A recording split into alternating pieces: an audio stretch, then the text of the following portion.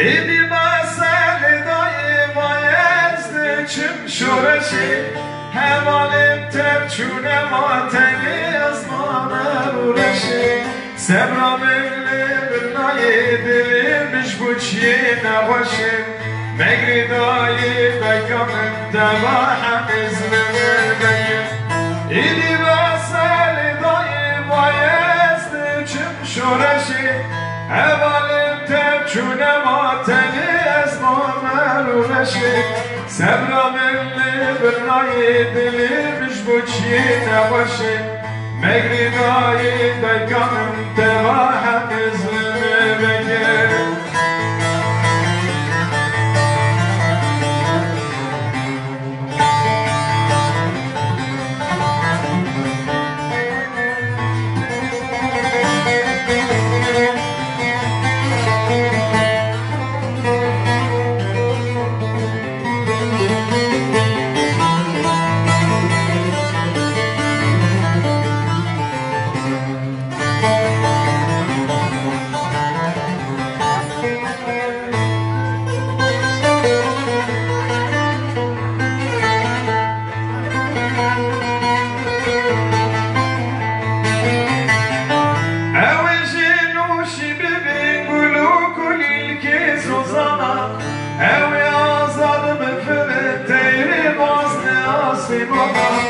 Bara serbest ve bara ser Nergiz u ser şilana Dilin bekşine dayı begenna boren dilana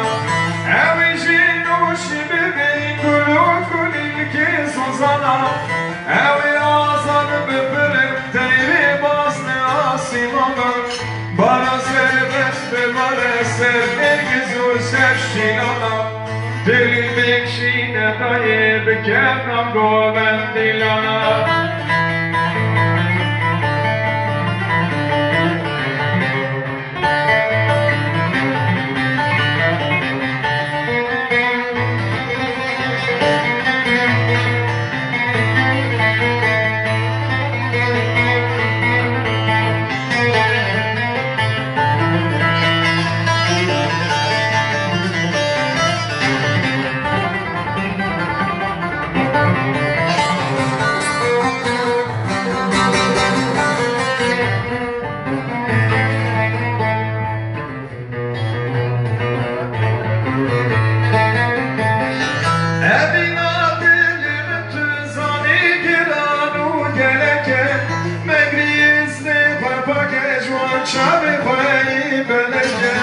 Gerçeğini bilmezelim Nabdeli Kürdistan beken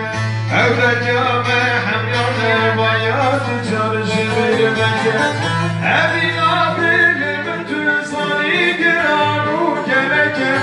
Megri ismi vapake Jvan çarı fayı bereken Gerçeğini bilmezelim Nabdeli Kürdistan beken Evrekâme hemyâne Hayatı tanzir